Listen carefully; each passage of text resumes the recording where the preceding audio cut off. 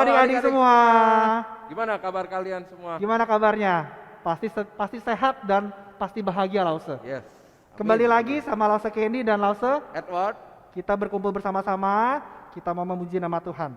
Sebelum kita puji nama Tuhan, kita mau nyanyikan lagu Day by Day. Lause. Yuk, adik-adik duduk yang baik. Siapkan hati dan pikiran kita untuk fokus memuliakan nama Tuhan. Yuk, mari kita menyanyikan lagu Day by Day.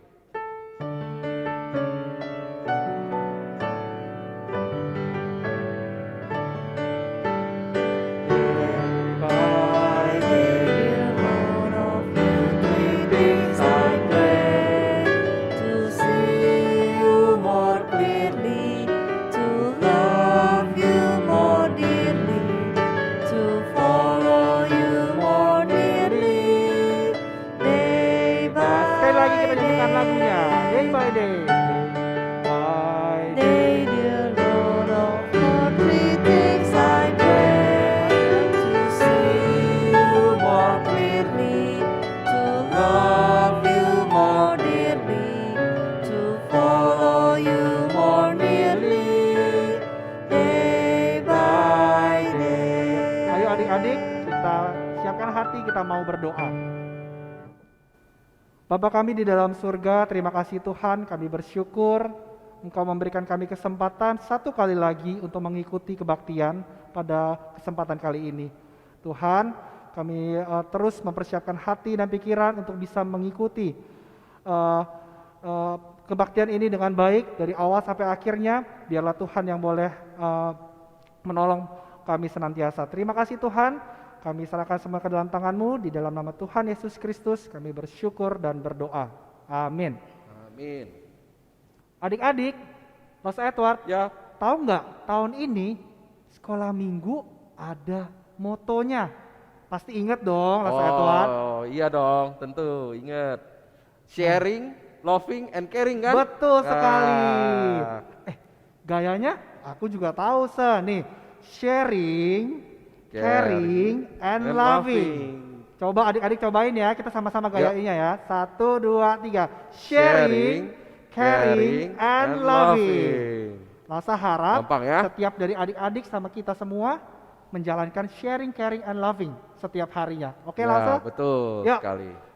Lasa, Edward, kita juga punya lagunya, lagu tema juga. Oh lagu iya, tema sekolah minggu. Benar. Judulnya Kami Anak-anak Allah. Nama lainnya tuh Clan of Christ. Wah, keren ya namanya adik-adik ya.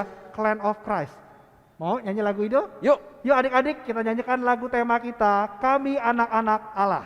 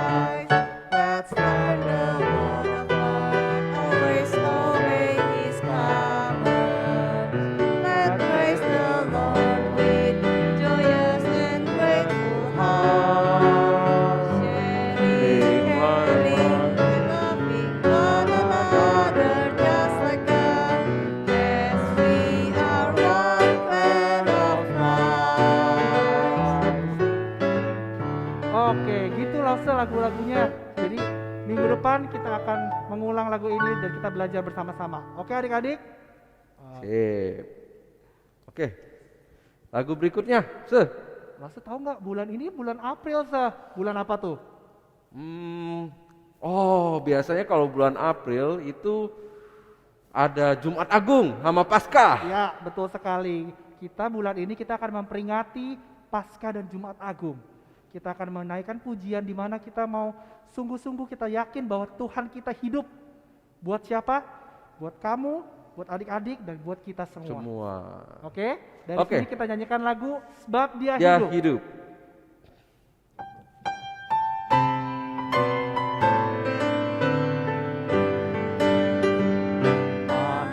Allah, Yesus namanya, menyembuhkan, menyucikan, bahkan mati, tebus dosaku, kubur kosong membuktikan Dia hidup. sebab Dia hidup. Sebab Dia hidup, pada hari esok. Sebab Dia hidup, Buta gentar, karena ku tahu Dia pegang hari esok. Hidup jadi berarti sebab Dia hidup. amin. Ayo adik-adik, Mas Edward, sekarang kita mau bangkit berdiri. Kita mau mengucapkan pengakuan iman rasuli dengan sikap yang pengakuan iman rasuli. Aku percaya kepada Allah, Bapa yang Maha Kuasa, Khalik langit dan bumi, dan kepada Yesus Kristus, Anak yang tunggal Tuhan kita, yang dikandung daripada Roh Kudus, lahir dari anak darah Maria, yang menderita sengsara di bawah pemerintahan Pontius Pilatus, disalibkan, mati dan dikuburkan, turun ke dalam kerajaan maut, pada hari yang ketiga bangkit pula dari antara orang mati, naik ke surga, duduk di sebelah kanan Allah, Bapa yang Maha Kuasa, dan dari sana Ia akan datang untuk menghakimi orang yang hidup dan yang mati. Aku percaya kepada Roh Kudus, gereja yang kudus dan am, persekutuan orang kudus, pengampunan dosa, kebangkitan tubuh, dan hidup yang kekal. Amin. Oke, kita sudah mau masuk ke persembahan langsung ini.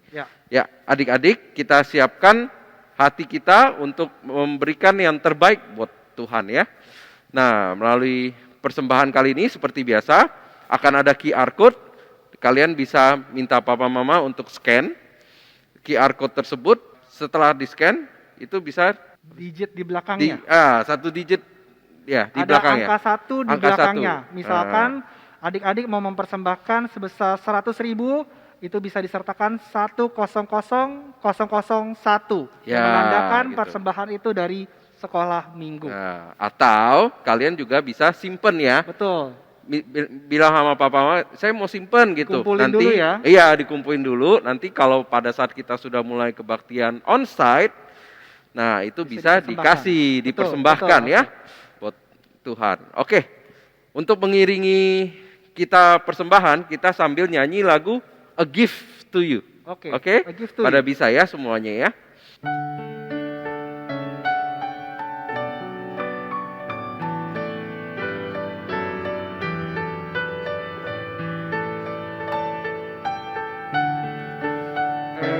Everything I am, everything I'll be, I'll give it to you, Lord. I give it to you, Lord. Do it thankfully. Thankfully. Every song I sing, every praise I bring, everything I do, it's a gift to you. Kita nyanyikan lagu ini satu kali lagi.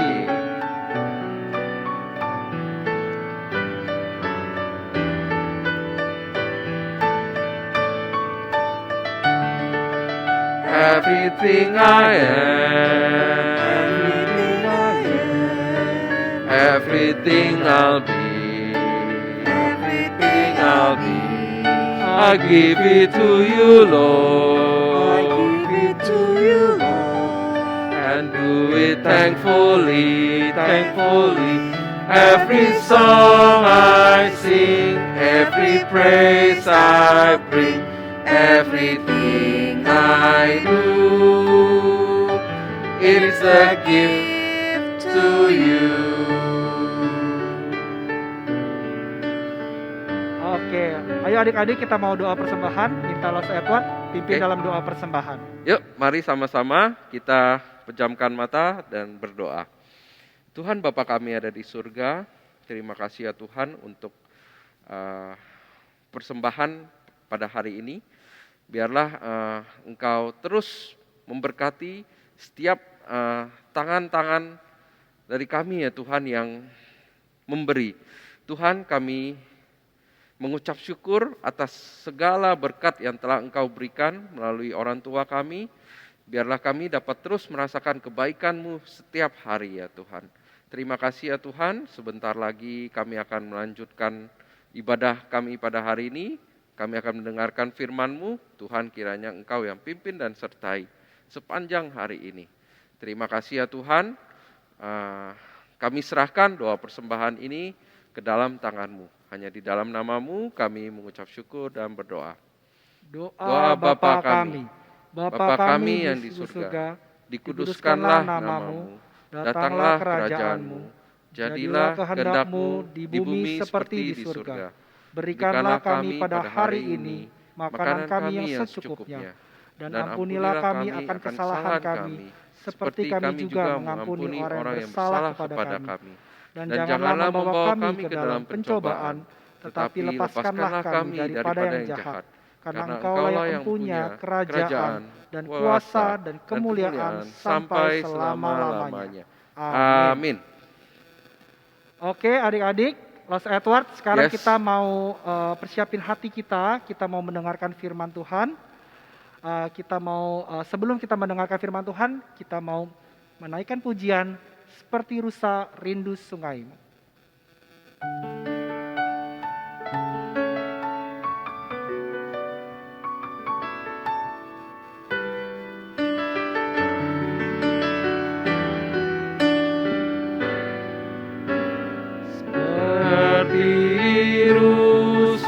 Rindu sungaimu, jiwaku rindu Engkaulah Tuhan hasrat, Kaulah Tuhan hasrat, hatiku ku rindu menyembahmu. Engkau kekuatan dan perisaiku, Engkau kekuatan dan perisaiku, kepadamu rohku berserah. Kaulah Tuhan hasrat, hatiku ku rindu menyembah. Katakan Yesus, Yesus kau berarti bagiku. Yesus, Yesus, kau berarti bagiku. Oh Yesus, Yesus, kau segalanya.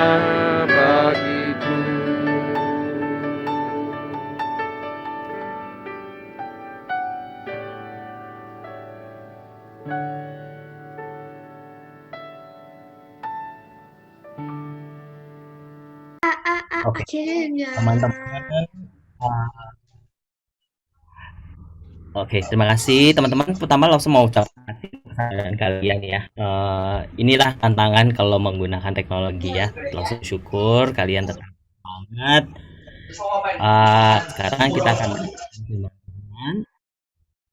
Oke, coba. Oke, tenang dulu. Baik. Saya coba share screen dulu ya. Oke, mari kita berdoa. Ya Tuhan, kami menyerahkan siang ini ke dalam tangan-Mu. Kami sangat terbatas. Lause Arek menyadari keterbatasan yang kami miliki. Tapi Tuhan, Engkau tidak terbatas, Engkau Maha Kuasa, dan kami menyerahkan siang hari ini ke dalam tangan Tuhan. Biar hanya Tuhan yang berbicara dan Tuhan yang bertatah atas segala apa yang kami lakukan, dan nama-Mu selalu dimuliakan. Dalam nama Kristus Yesus kami sudah berdoa, amin. Oke, hari ini kita akan bercerita tentang membela iman di dalam Kristus. Oke. Apa sih arti kata membela di sini ya? Membela mempunyai makna kira-kira seperti ini: memberikan penjelasan yang berupa bukti untuk membenarkan suatu pendapat. Contohnya, kalau saya bilang gelas ini terbuat dari emas, warnanya aja udah nggak emas ya. Kalian bilang, mana mungkin Lause itu terbuat dari emas, warnanya aja putih. Nah, saya kan perlu memberikan bukti. Contohnya, saya akan pecahkan, terus saya akan bawa ke laboratorium gitu ya. Jadi, saya membela pernyataan saya, pendapat saya bahwa sesuatu adalah emas dan saya harus buktikan. Oke, contoh belaan. Lause mau minta bantuan Lause Gloria gitu ya. Lause Gloria, kalau Lause disuruh pilih antara ayam goreng, kita siang-siang mau makan ayam goreng atau hamburger, Lause pilih yang mana? Aduh, susah nih. Yang mana ya? Kayaknya Lause pilih burger deh. Lause Gloria milih hamburger ya. Mungkin separuh dari kita sini milihnya enggak, saya mau ayam goreng. Lalu Lause Gloria kenapa pilih hamburger? Soalnya hamburger sudah ada semuanya, ada rotinya, itu kan karbohidrat, terus ada dagingnya, ada proteinnya, ada sayurnya juga tuh. Jadi semuanya udah lengkap di satu itu. Ada extra keju lagi itu.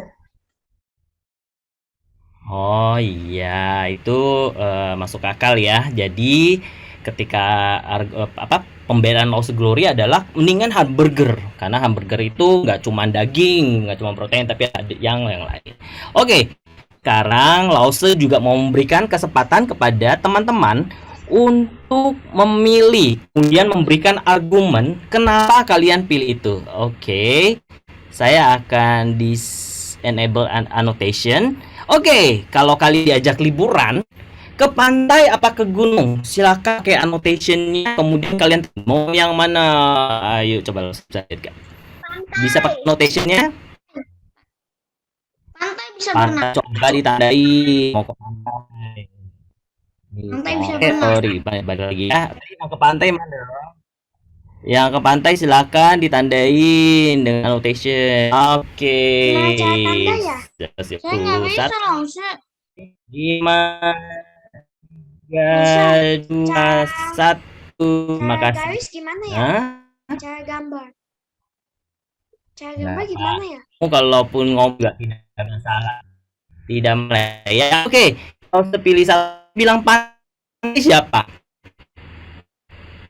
Saya. Kamu mau jelasin kenapa kamu pilih pantai?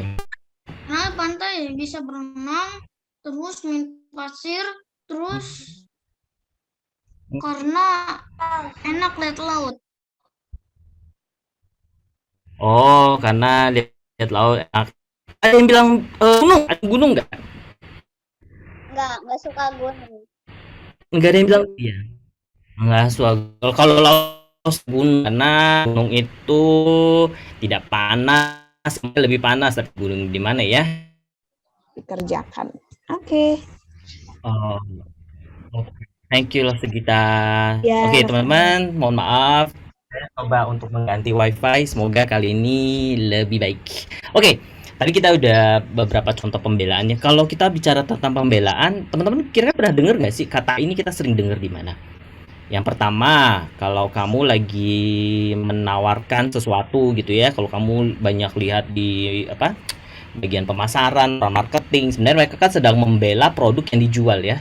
Jadi misalnya dia bilang mouse ini adalah mouse terbaik di dunia karena kamu nggak usah pegang, dia bisa bergerak sendiri contohnya, dan dia menjelaskan dan membuat kamu menjadi tertarik dan kamu membenarkan oh iya dia benar.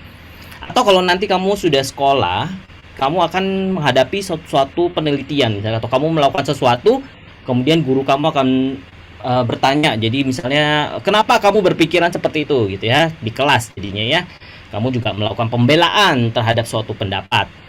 Atau yang paling sering kita lihat ketika bicara tentang pembelaan adalah di pengadilan. Tentu ya. Kalau di pengadilan ada siapa? Ada hakim, ada jaksa penuntut, ada presiden, ada ya bisa juga sih ada presiden, atau ada pengacara ya yang membela tersangka dan sebagainya. Jadi ketika kita bicara membela, kita biasanya membela apa yang kita suka dan percaya. Ketika ada orang mempertanyakan atau mengkritik apa yang kita sukai, biasa kita akan membelanya. Sama seperti teman-teman tadi sudah mempertahankan pendapatnya. Ada yang bilang saya lebih suka ke gunung, saya lebih suka ke pantai. Lause Gloria lebih suka hamburger, Lause Liana mungkin lebih suka ayam goreng, dan seterusnya. Nah, firman Tuhan pada siang hari ini juga berbicara tentang pembelaan, tentang pengadilan. Kadang-kadang kita harus membela tentang kebenaran Allah. Walaupun kebenaran dari Allah itu sudah benar pada dasarnya, tapi ada masa di mana para rasul ataupun para penjuang iman, mereka menghadapi suatu pengadilan, suatu pengujian, suatu bentuk seperti mungkin pengadilan seperti itu ya. Nah, kita akan belajar dari Rasul Paulus yang menghadapi pembelaan tersebut. Dia dipenjarakan dan dia diadili di pengadilan Romawi. Apa yang dirasakan oleh Rasul Paulus waktu itu, apa yang dialami dia, dan bagaimana respon dia terhadap apa yang dia hadapi. Kita akan belajar dan memahami ya dari percakapan ini. Ini percakapan ini bisa panjang, pendek, dan seterusnya. Tapi Lause berharap nanti akan berhenti sebentar dan tanya, pendapat kalian bagaimana? Pendapat kalian bagaimana? Jadi dengar, kemudian kita baca bersama-sama, kemudian Lause minta pendapat kalian bagaimana. Oke. Jadi latar belakangnya ini adalah dari Kisah Para Rasul 25 dan 26. Jadi latar belakangnya pada saat itu Paulus berada di penjara di Romawi, kota Kaisarea, selama 2 tahun. Dia ditangkap oleh seseorang gubernur Yudea pada waktu itu bernama Felix. Jadi karena tuduhan yang tidak benar daripada kaum Yahudi ataupun para imam, dia dituduh istilah apa ya, kayak dikasih berita yang tidak benar, kemudian dikatakan sebagai pembuat masalah dan sebagainya. Akhirnya dia ditangkap oleh gubernur yang bernama Felix. Kemudian selama beberapa tahun di dalam penjara dalam masa pemerintahan gubernur Felix, terjadilah perubahan, pergantian gubernur. Nah, gubernur yang baru ini namanya Festus. Jadi Festus itu kemudian menjadi gubernur yang baru. Lalu suatu saat si Festus nih berangkatlah dia dari Kaisarea ke Yerusalem. Di situ para imam ataupun para orang-orang Yahudi yang terkemuka datang menghadapi Festus. Kemudian minta sama si Festus, tolong dong, kami ingin meminta anugerah kepadamu. Kami ingin Paulus datang ke Yerusalem, disuruh datang ke Yerusalem. Tujuannya sebenarnya cuma ada satu hal. Mereka ingin dalam perjalanan Paulus ke Yerusalem nanti, mereka ingin membunuh dia di tengah jalan. Mereka ingin menghabisi nyawanya dengan jalan. Tapi Festus berkata, Paulus tetap akan ditahan di Kaisarea dan ia akan segera kembali ke Kaisarea di mana dia menjadi gubernurnya. Karena dia bilang, karena itulah kalau kamu kalau kamu mau, kamu bisa bersama-sama dengan saya kembali ke sana dan kita adili, kita berikan dakwaan, dan jika ada kesalahannya kita hukum. Itu kata si Festus, gitu ya. Sesudah itu Festus pulang ke Kaisarea. Besoknya dia mengadakan suatu persidangan seperti tadi, ada peradilan, dan dia minta kepada mungkin pengawalnya, "Hey, mari keluarkan Paulus dan hadaplah dia di depan dengan kami." Sesudah Paulus tiba di situ, semua orang Yahudi datang dari yang ikutin yang tadi ketemu dengan Festus di Yerusalem, ikut mengelilingi Paulus. Sedikit pun tidak bersalah, baik terhadap hukum Taurat, orang Yahudi, maupun terhadap bait Allah ataupun terhadap Kaisar. Lalu karena Festus sendiri hendak mengambil hati orang Yahudi, dia sedikitnya kayaknya mau berpihak ya kepada kaum Yahudi. Kemudian dia berkata, "Apakah engkau bersedia pergi ke Yerusalem supaya engkau dihakimi di sana di hadapanku tentang perkara ini. Tetapi kata Paulus, aku sekarang berdiri di sini di hadapan pengadilan Kaisar, dan disinilah aku harus dihakimi. Lalu seperti yang engkau sendiri tahu bahwa tidak ada kesalahanku yang dapat dibuktikan, karena memang benar Festus juga berpikir tidak ada yang dapat membuktikan kesalahan dia. Namun Paulus melanjutkan, jika benar-benar aku bersalah dan berbuat satu kejahatan yang kesalahan dengan hukuman mati, aku rela mati. Tetapi apabila yang mereka tuduhkan kepadaku itu tidak benar, tidak seorang pun yang berhak menyalahkan aku sebagai suatu anugerah kepada mereka. Paulus mengetahui haknya, Paulus mengetahui apa yang benar. Maka dia juga minta naik banding kepada Kaisar. Lalu setelah berunding dengan anggota-anggota pengadilannya, Festus menjawab, engkau telah naik banding kepada Kaisar, jadi engkau harus pergi menghadap Kaisar. Lalu tiba-tiba beberapa hari kemudian datanglah seorang Raja Agripa dan kalau Bernike itu sepupunya, datang ke Kaisarea untuk mengadakan kunjungan kehormatan kepada Festus. Raja Agripa itu sebenarnya adalah raja yang ditentukan oleh Kaisar Roma untuk daerah-daerah di Yudea, Kaisarea gitu ya. Jadi kalau Kaisarea ini daerah yang lebih kecil lagi, itu adalah kekuasaan si Festus, sedangkan Agripa itu adalah raja yang menguasai area yang lebih besar. Suatu saat si Agripa ini, Raja Agripa datang dan berkunjung kehormatan kepada Festus. Mereka tinggal beberapa hari lamanya. Kemudian Festus memaparkan apa yang sedang dia pikirkan mungkin ya tentang Paulus. Kemudian dia memaparkan perkara-perkara Paulus kepada raja tersebut.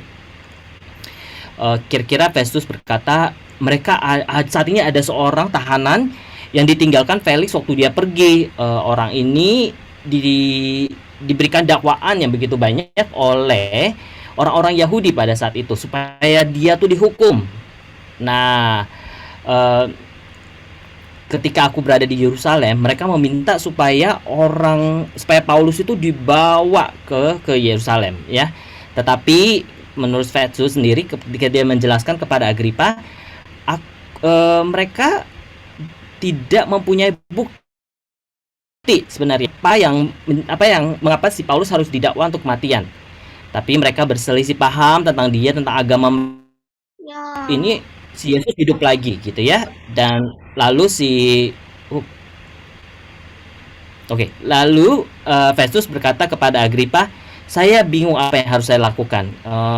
Aku saat ini menahan dia sampai aku dapat mengirimkan dia kepada Kaisar nanti. Lalu kata Festus, aku ingin mendengar tentang pendapat orang ini. Tentu dia berbicara tentang siapa? Tentang Paulus. Jadi Festus bilang, bolehlah kamu adakan suatu persidangan lagi di mana aku ingin mendengar argumennya. Lalu kata Festus, besok kamu akan mendengarkan tentang dia. Baik. Lalu apa yang terjadi? Keesokan harinya datanglah Raja Agripa. Dan mereka duduk di ruang persidangan bersama dengan kepala-kepala pasukan gitu ya, bagian pengadilan dan orang-orang terkemuka di kota itu, dan juga Festus. Lalu Festus bilang, panggil Paulus. Paulus dihadapkan kepada mereka. Lalu Festus berkata, ya Raja Agripa serta semua orang yang di sini bersama-sama dengan kami, lihatlah orang ini yang dituduhkan oleh semua orang Yahudi, baik di Yerusalem maupun di sini. Mereka telah datang teriak-teriak supaya dia tidak boleh hidup lebih lama. Artinya mereka minta supaya Paulus didakwa hukuman mati, gitu ya. Lalu Festus berkata kepada Paulus, tetapi kepadaku bahwa ia tidak berbuat satu pun yang setimpal dengan hukuman mati. Dan karena dia meminta banding kepada Kaisar, aku tidak dapat melakukan apa-apa dan aku tidak tahu sebenarnya apa yang harus aku tuliskan kepada Kaisar tentang kasus ini. Karena Festus kan harus membuat rekomendasi. Oke Kaisar, orang ini minta banding kepada engkau, tapi aku tidak tahu apa yang harus aku tuliskan. Lalu Raja Agripa berkata, engkau diberikan kesempatan untuk membela diri. Ini disampaikan kepada Paulus. Nah teman-teman, di sini ada 3 karakter. Pertama pertama adalah ya. Pertama adalah Raja Agripa. Raja Agripa, kemudian ada Paulus yang di tengah, dan kemudian ada Festus. Silakan. Nah, ini adalah percakapan antara mereka bertiga. Pertama, Paulus berkata, "Semua orang Yahudi mengetahui jalan hidupku di masa mudaku. Aku hidup di tengah bangsaku di Yerusalem. Sudah lama mereka mengenal aku dan mereka dapat memberi kesaksian bahwa aku hidup sebagai orang Farisi." Ini Paulus sedang berbicara tentang masa lalunya. Ingat ya, sebelum ketika Paulus masih belum bertobat, dia adalah orang Farisi. Dia adalah orang Farisi yang taat ya bahkan ya. Dan sekarang aku harus menghadap pengadilan sebab aku mengharapkan kegenapan Injil yang diberikan oleh Allah kepada nenek moyang kita, di mana dikatakan kegenapan Injil itu adalah bicara tentang Kristus, bagaimana janji akan Mesias itu sudah digenapi oleh Kristus. Nah, ini juga bagian yang sama. Karena pengharapan itulah, Raja Agripa, aku dituduh oleh orang-orang Yahudi. Mengapa kamu ini adalah orang-orang yang hadir di pengadilan menganggap itu mustahil bahwa Allah yang Maha Kuasa itu dapat membangkitkan orang mati. Orang mati di sini bicara tentang Kristus sang Mesias yang datang menolong hidup kita. Oke. Bagaimana juga aku sendiri mengira bahwa aku harus keras bertindak menentang nama Yesus, karena itu adalah hal yang kulakukan di Yerusalem. Paulus sedang berbicara tentang masa lalunya, di mana dia sendiri juga adalah bagian dari orang-orang Farisi, imam-imam agung yang menentang, mencoba untuk mematikan kekristenan ya. Jadi dia coba untuk bahkan dia melakukan hal-hal yang misalnya menyiksa, memasukkan penjara orang-orang Kristen. Tapi dia bilang dalam perjalanannya ke Damsyik, di tengah hari bolong, dia melihat cahaya, dan cahaya yang lebih terang, dan apa yang terjadi, semua orang rebah ke dalam tanah, dan dia mendengar suara dari langit yang dalam bahasa Ibrani berkata, "Saulus, Saulus, mengapa engkau menganiaya aku?" Tetapi dia menjawab, "Siapakah engkau Tuhan?" "Tuhan akulah adalah Yesus yang engkau aniaya. Tapi sekarang bangkitlah, bangunlah dan berdirilah, aku menampakkan diri kepadamu dan menetapkan engkau sebagai pelayan dan saksi atas segala sesuatu yang kau lihat daripadaku." Oke. Sebab itu kemudian Paulus menjelaskan lagi kepada Raja Agripa dan Festus, penglihatan yang daripada surga itu yang tidak pernah aku taati, mula-mula aku kemudian merubah hidupnya. Paulus bercerita bagaimana pertemuan dengan Yesus dalam perjalanan ke Damsyik itu merubah hidupnya, adalah titik pertobatannya. Jadi mulailah aku memberitakan. Lalu setelah itu bukan hanya itu saja. Lalu dia tentu tidak dalam waktu ini ya, singkat ya, tapi setelah mengalami beberapa masa, dia memberitakan firman Tuhan, membagikan pengalamannya kepada orang-orang Yahudi di Damsyik, di Yerusalem, dan seluruh tanah Yudea. Karena itulah orang-orang Yahudi atau para imam yang itu mencoba untuk menangkap dia dan membunuh dia. Tapi pertolongan Allah, dia dapat hidup sampai sekarang untuk memberitakan firman Tuhan. Baik. Oke. Ini adalah kesaksian daripada Paulus ketika berhadapan dengan Festus maupun dengan Raja Agripa. Dia bilang Mesias harus sengsara. Dia menjadi yang pertama bangkit dari orang mati. Ia memberitakan terang kepada bangsa ini dan kepada bangsa-bangsa lain. Ini berbicara tentang Tuhan Yesus. Bagaimana Tuhan Yesus sebagai Allah yang diutus kemudian untuk menyelamatkan anak Allah yang diutus kepada dunia dan menyelamatkan dosa manusia. Lalu apa respon Festus? Festus kemudian membahas, "Engkau gila, Paulus, ilmumu yang banyak itu membuat engkau gila." Tapi respon Paulus, "Aku tidak gila, Festus yang mulia. Aku menyatakan kebenaran dengan pikiran yang sehat. Raja juga tahu segala sesuatu tentang perkara ini. Sebab itu aku berani berbicara terus terang kepadanya." Lalu Festus menantang Raja Agripa. "Percayakah engkau, Raja Agripa, kepada para nabi? Aku tahu bahwa engkau percaya kepada mereka." Raja Agripa berjawab, "Hampir-hampir saja kau yakinkan aku sebagai orang Kristen." Lalu bagaimana respon Paulus ketika kita mendapatkan ketika dia dikatakan gila oleh Raja Festus, kemudian respon Raja Agripa seolah-olah mungkin akhirnya tidak mencatat sih ya, apakah bentuknya sinis atau candaan atau gimana. Tapi ketika Raja Agripa menjawab, hampir-hampir saja kau yakinkan aku menjadi orang Kristen. Tapi Paulus menjawab dan memberikan respon, aku mau berdoa kepada Allah, bukan karena engkau saja, tetapi semua orang yang hadir di sini dan yang mendengarkan tentang perkataanku menjadi sama dengan aku. Artinya menjadi bertobat. Aku ingin orang-orang yang ada di ruangan ini bertobat setelah mereka mendengarkan kesaksianku. Lalu pengadilan itu diselesaikan. Lalu kemudian Raja Agripa mengajak Raja Festus keluar daripada ruang pengadilan itu. Kemudian dia berkata, orang itu sebenarnya sudah dapat dibebaskan. Sekiranya pun dia tidak naik banding, karena tidak ada kesalahan yang dapat ditemukan.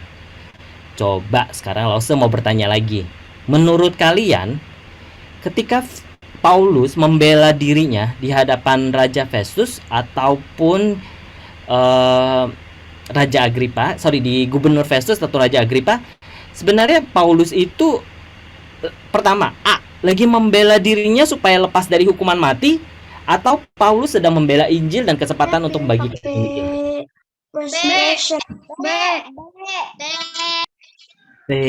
Oke, saya rasa nggak usah pakai annotation ya. Tapi terima kasih. Paulus sedang membela Injil dan menggunakan kesempatan untuk membagikan Injil. Lalu saya pikir ini adalah sesuatu yang sangat berani ya. Ketika ini kan bukan kondisi yang sangat menyenangkan ya untuk Paulus ya. Karena ketika dia di penjara dan diadilkan, apa sih yang mungkin bisa terjadi? Dia kehilangan nyawanya ya. Dia bisa mendapatkan hukuman mati ataupun hukuman mati, ataupun bahkan ketika para Yahudi mencoba untuk meminta ya anugerah kepada Gubernur Festus supaya Paulus dikirim ke Yerusalem, mereka juga udah punya rencana. Dalam perjalanannya mereka mau membunuh dia. Artinya Paulus sedang berada dalam kondisi yang sangat tidak menguntungkan dia ya, tidak menyenangkan. Tapi kenapa Paulus begitu berani ya untuk tujuan dia ketika dia menyampaikan pembelaan tidak membela dirinya yang supaya dilepaskan dari kematian, tapi justru dia membela Injil semakin kokoh, semakin kuat ya, semakin keras menyatakan kebenaran Injil tersebut. Lalu saya pikir karena ini ya, karena ini juga sebenarnya kutipan daripada Rasul Paulus dari Galatia 20 ayat 9. Seperti Paulus sendiri berkata, namun aku hidup bukan lagi aku sendiri yang hidup, melainkan Kristus yang hidup di dalam aku. Kalau tadi Lause pas cerita ada bagian kecil, catatan kecil, sebenarnya Paulus, kalian mengingat warna ini? Ini kan adalah warna dari buku tanpa kata ya. Tadi daripada percakapan Paulus, kira-kira Paulus pertama menyatakan kebenaran firman, mengatakan Mesias itu siapa gitu ya, Mesias itu Allah penyelamat dan sebagainya. Kemudian dia juga menceritakan tentang masa lalunya, bagaimana dia adalah seorang Farisi, membunuh, melukai hati Tuhan Yesus gitu ya. Tapi kemudian dia juga bercerita tentang pengalamannya bertemu dengan Tuhan Yesus, bicara tentang pertobatannya. Setelah itu dia juga berbicara tentang pertumbuhannya dan juga misi yang dilakukan sebagai bagian daripada penginjilan. Oke, kalau kita melihat ini adalah kisah Tuhan Yesus yang disampaikan melalui kehidupan Paulus. Lalu bagaimana kisah Tuhan Yesus di dalam kejadian modern saat ini? Oke, ini adalah contoh. Jadi kalau yang sebelah kiri ini semoga namanya tidak saya sebutkan salah ya. Namanya adalah Koko, sedangkan yang sebelah kanan namanya adalah James. Mereka dari Myanmar. Jadi ceritanya adalah James ini adalah seseorang yang hidup yatim piatu ya. Jadi dia itu kehilangan bapak dan ibunya saat yang masih muda sekali ya. Dia hidup di jalanan, dan teman-teman mungkin tahu atau tidak tahu, hidup di jalanan itu tidak mudah ya. Dia harus mencuri, mungkin dia harus berkelahi gitu ya. Dia mengalami hidup yang sulit. Dia dikenal di desanya sebagai seorang pencuri dan anak yang tidak berguna gitu. Jadi komunitasnya, orang-orang yang hidup di desa itu selalu pikir ini anak tidak berguna, ini anaknya jahat, nakal dan sebagainya ya. Kemudian datanglah seorang pekerja medis, namanya Koko. Koko ini kalau bicara pekerja medis itu ya berarti mungkin yang kesehatan ya, nakes, petugas kesehatan. Jadi bisa dokter ataupun bisa perawat gitu ya. Dia sebenarnya sudah mempunyai anak perempuan ya, tapi kemudian dia dan istrinya berdoa, berpikir gitu ya, dan akhirnya konsultasi dengan seorang misionaris dan mereka memutuskan untuk mengadopsi si James ini. Ini bukanlah keputusan yang mudah buat mereka, karena mereka juga ada rasa khawatir ya, apa yang bisa terjadi di dalam perumahannya. Seringkali si Koko ini, Pak Koko ini menuliskan ya, bermalam-malam dia dan istrinya duduk ya, berdoa kepada Tuhan, menangis ya, memohon perubahan-perubahan kepada James. Dan tidak mudah ya, setelah bertahun-tahun hidup sebagai seorang pencuri gitu ya, anak yang nakal gitu, anak yang terluka ataupun anak yang tidak pernah merasakan kasih sayang, kemudian perubahan itu tidak datang langsung tut gitu ya, langsung jadi anak yang baik gitu, tapi membutuhkan waktu ya. Kemudian luka-luka yang dihadapi oleh James itu mulai disembuhkan oleh Tuhan. Nah, pada saat pandemi COVID-19, si Pak Koko ini dan timnya, termasuk anaknya sendiri, anak angkatnya sendiri yaitu James, mereka pergi ke desa-desa untuk memberikan pertolongan pengobatan. Nah, si James sendiri ini balik kepada desa di mana dia dulu tinggal waktu masih kecil ya. Tentu hal ini tidak mudah ya, karena reputasinya anak orang-orang desa itu udah kenal. Oh, si James itu kan anaknya nakal banget.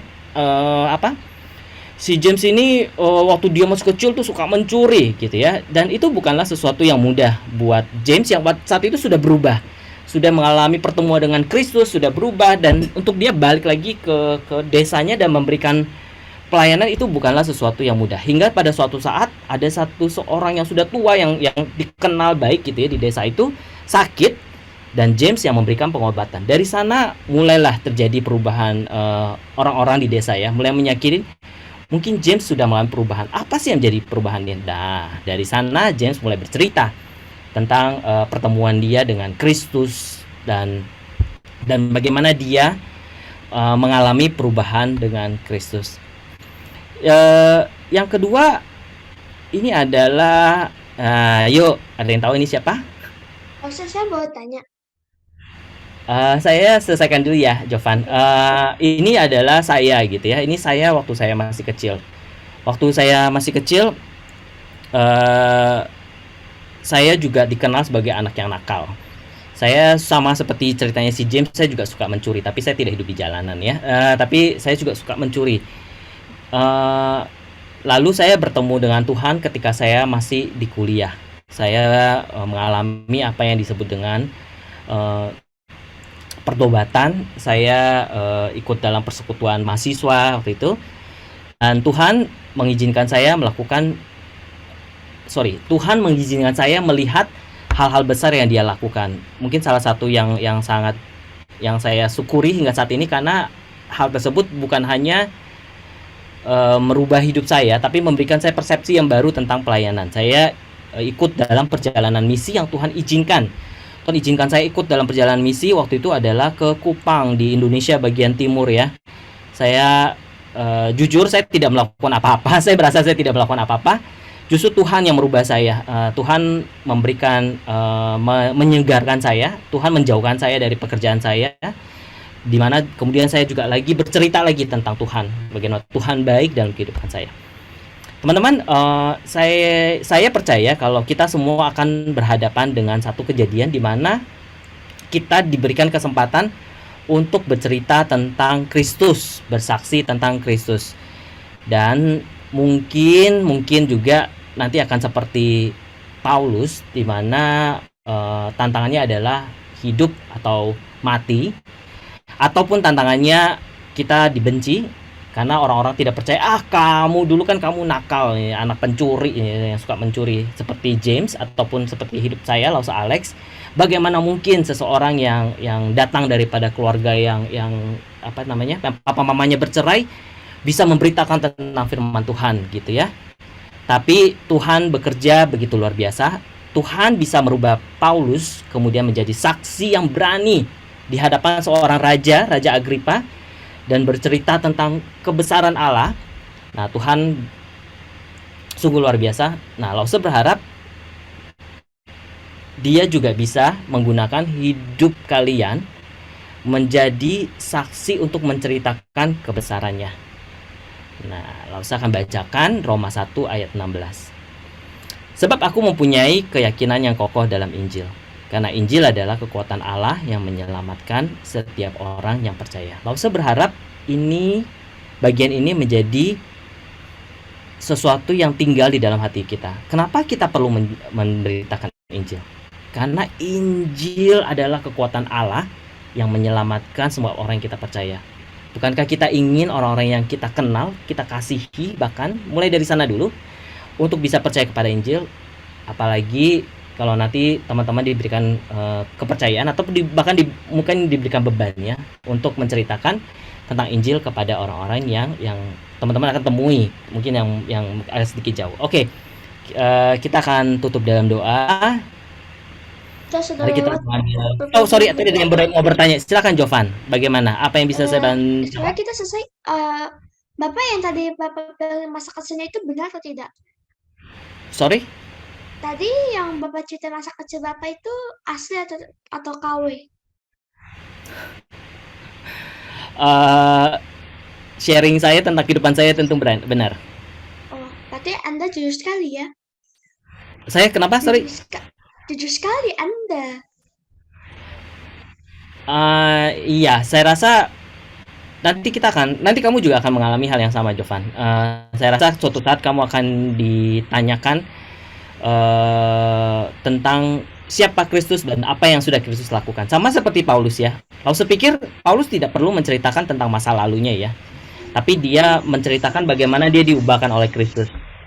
Saya berharap teman-teman baik mungkin ada yang sudah ataupun jika kamu belum, suatu saat kamu akan mengalami perubahan itu, kamu akan bertemu dengan Tuhan dan Tuhan akan menyentuh hidup kamu bisa melalui retreat, seal ataupun sekolah minggu seperti ini, dan kamu merasakan bagaimana Tuhan ingin menggunakan hidup kamu untuk melakukan hal yang besar. Oke, maaf, saya kayaknya sudah melebihi waktu yang sudah saya berikan. Kita tutup berdoa ya. Mari kita berdoa.